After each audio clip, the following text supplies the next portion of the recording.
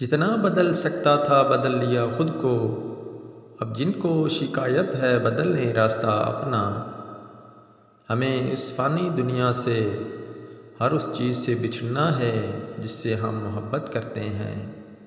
मैं अपने अंदर कई लोगों को महसूस करती हूँ, एक ज़ोर से हंसता है, दूसरा बिल्क बिल्क कर रोता है और तीसरे को किसी चीज़ की परवाह ही नहीं।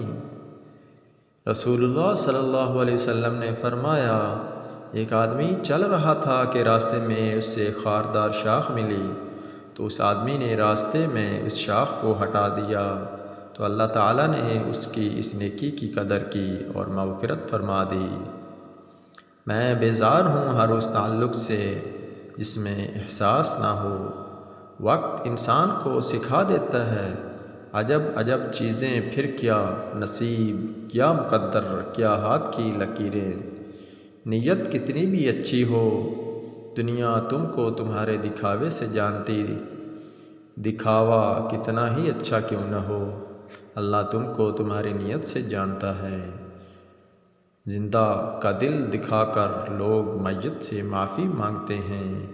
वीडियो अच्छी लगे तो वीडियो को लाइक करें, चैनल को सब्सक्राइब करें।